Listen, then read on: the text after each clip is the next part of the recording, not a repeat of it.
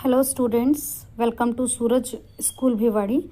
Today we are going to discuss chapter 6 part 2, that is dissolution of partnership firm, and in our class we will study about modes of dissolution of partnership firm.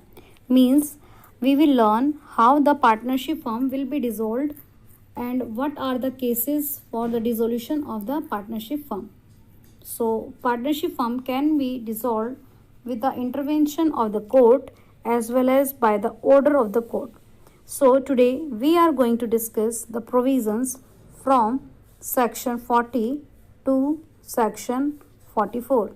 You have to learn all the section also. So let us discuss.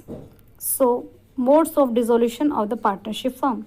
A partnership firm can be dissolved in any of the following ways.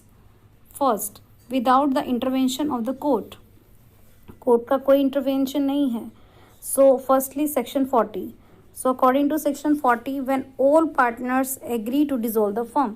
Section 40 के हिसाब से अगर सभी partners agree हो जाएं कि हमें firm बंद करना है तो बंद हो जाएगी फर्म. सेक्शन 41 के हिसाब से जब सभी partners all but one partner became insolvent, जब आपका कोई भी पार्टनर 3 पार्टनर में से एक या तीनों पार्टनर इंसॉल्वेंट हो जाए या आपका बिजनेस इलीगल हो जाए तो सेक्शन 41 के हिसाब से आप अपना बिजनेस क्लोज कर सकते हैं.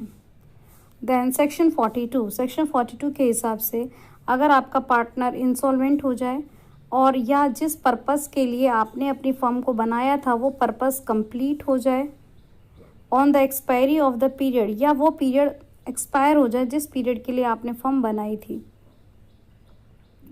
तो इन तीनों रीजंस में सेक्शन 42 के हिसाब से आप अपनी फर्म को क्लोज कर सकते हैं. देन आपका आता है सेक्शन 43.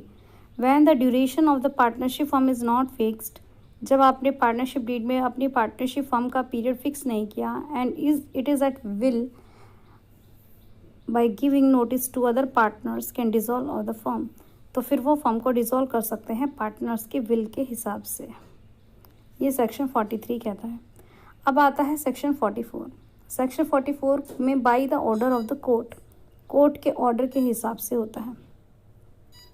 द कोर्ट में on application by a partner order the dissolution of the partnership firm. Court कब इंटरवीन करेगी? जब कोई भी पार्टनर एक एप्लीकेशन लिखेगा कोर्ट में और फर्म को डिसॉल्व होने के लिए एप्लीकेशन करेगा, रिक्वेस्ट करेगा. तो ऐसा कब करेगा वो? जब आप में से कोई भी पार्टनर अनसाउंड माइंड का हो जाए.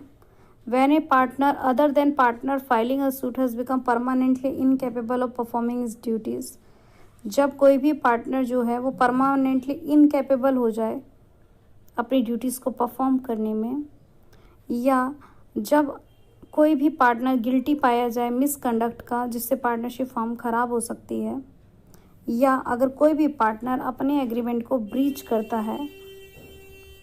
When a partner other than the partner, जो पार्टनर फाइल कर रहा है केस को उसके अलावा जो पार्टनर है transfer the whole of interest of the firm to a third party, तीसरी पार्टी से मिलकर उनको बेनिफिट दे रहा है, या अगर हम बिजनेस को चलाएं तो केवल लॉस ही हो सकता है. और जब कोर्ट को ये लगे कि हाँ डिसोल्यूशन का कारण बिल्कुल सही है और बिल्कुल इक्विटेबल है तो सेक्शन 44 के हिसाब से कोर्ट आपकी फर्म को बंद करने का ऑर्डर दे देती है. तो कई बार बोर्ड में आता है कि क्या फर्म को डिसॉल्व कर सकते हैं, तो जनरली स्टूडेंट्स आंसर करते हैं कि यस कर सकते हैं अगर वो म्यूचुअली एग्री हों. हाँ बेटा, म्यूचुअली एग्री हो तो कर सकते हैं, लेकिन उसमें हमें ये देखना पड़ेगा कि कौन सा सेक्शन अप्लाई होता है. तो म्यूचुअली एग्री में कौन सा सेक्शन अप्लाई होता है? As per section 40. कोर्ट कब आपके बिजनेस को बंद करने का ऑर्डर देती है? According to section 44. So you have to study all the section 40 to 42. तो आपके 40 से लेके 43 तक तो without the intervention of the court है और बाकी सेक्शन 44 में कोर्ट इंटरवीन करता है. Thank you so much.